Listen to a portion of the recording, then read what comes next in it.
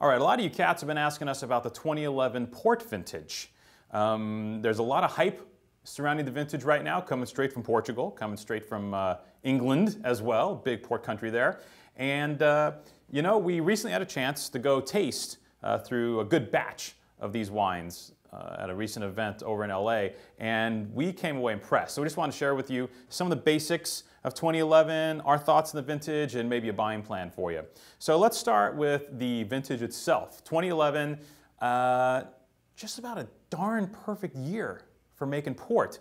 They had a wet spring, they had a wet early start to the season, and then basically that, if you've never been to Portugal, is hot, like hot. And the vineyards are these wicked, insane terraces, these steep hillsides that just careen down into the Douro River. It's one of the most amazing vineyard areas of the world. Blessed with tons of old vines, tons of sunshine. The problem is sometimes there may be a little too much sunshine. It can be a little too dry. It can be a little too hot.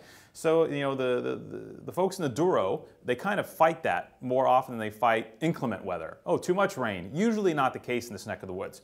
So they had a bunch of rain early on at the start of the season, which was fantastic because it kind of got the vines kind of kick-started, made them feel good. They got this base of water to work off of, and they're all warm, fuzzy, and happy and generating. And then they had just great weather and some hot weather in June. July was pretty solid, perfect. August looking good. And then what happens, one of the very important markers of a great port vintage that we've seen is usually they need a little rain, you know, not, you know, like maybe a month before harvest or 3-4 weeks before harvest.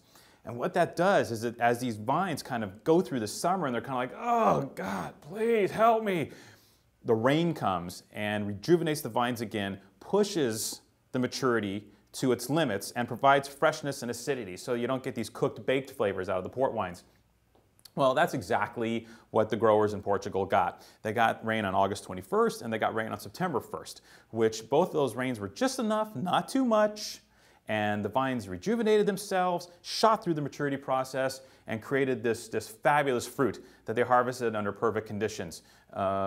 Basically, these cats, once the wine got in the fermenter, they knew it was going to be a vintage port vintage. Even though, you know, of course they play it all close to the vest because it's always a big deal to announce the vintage. Oh, we've declared the vintage. And, you know, so for 2 years, like, well, how did it work out? They're like, oh, it's still too soon to tell. We're, you know, assessing it, blah, blah, blah, blah, blah. They knew. They knew what they had in the fermenters, even though they weren't fessing up at the time. So inevitably, the announcement came through, 2011 is going to be a vintage. Well, you know, a port vintage, you know, they only declare 3 or 4 years, right? So first of all, for vintage port, the year has to be great at the start for them to even declare a vintage. They only do this 3 or 4 times a decade, traditionally, in the way it's always been. And they never declare back-to-back vintages. Even if they have 2 back-to-back vintages a century, these guys in Porto, they go, oh, nope, can't do that. So they stoically stick to the system of 3 or 4 times a decade. And so 11 is kind of it's special to begin with, you know, because all vintage ports are special to begin with because they're only declared in great years. Well, you can have more special, right? You can have a great vintage in Bordeaux, then you can have a sick vintage in Bordeaux. And what we have in port is we have that sick vintage. For us, the finest vintage that we've tasted since '94. We've been tasting vintage ports since the '91 vintage, '92. So we kind of have an idea of what great vintage port is straight out of the blocks. And 11 is special. The wines have just fabulous precision, balance, great symmetry to the fruit, power, and a refinement to the wines that we should not confuse with dilution or anything like that. They're rich, but just quietly refined. One of the main new events in port, because there are not too many new events, but one of the new events in port in the last few years has been the refinement of the neutral spirit that they use to fortify these wines, because the neutral spirit plays an impact into how these wines taste and how they age and how they feel on the palate. And what they've done actually is Porto's up the ante and increased the quality of the grape neutral spirit, the brandy they use to fortify these wines. And what happens is now you're getting finer, more seamless wines early on in the process. They're just as rich, they're just as tannic, they're just as powerful, but they're just nicer.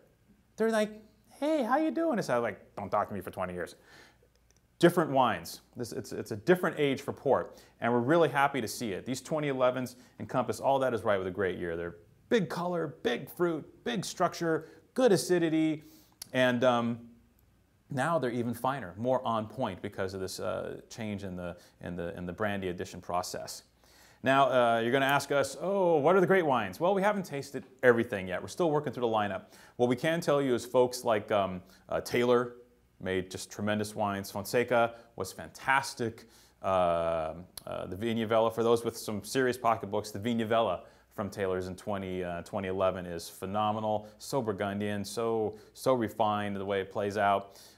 We tasted the straight Quinta de Noval. The 2011 Quinta de Noval, regular bottling, is one of the finest straight Quinta de Novals I've ever tasted. Just fabulous, gorgeous, smoky, meaty, very intense. Definitely more exotic than Fonseca or Taylor, but in a really good way. Just tremendous wine. We did taste Nacional. Nacional was closed for business. Really wasn't showing much, just brooding, backwards, you know, really tight, but also brilliant wine. And then as we go, we'll be tasting some more as we go. But we will be offering port. We think it is a vintage to buy.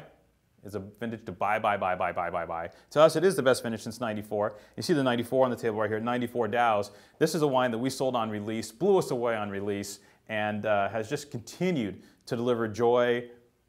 Fabulous wine, will age 50 years. If you got kids born in 2011, if you were married in 2011, any of that kind of deal, I would encourage you to stash away vintage port. Guaranteed it'll get there. Guaranteed it'll be great. Absolute no-brainer in 2011. So there you have it. We say buy 2011. We will be selling the wines. They are terrific. And go get yourself some.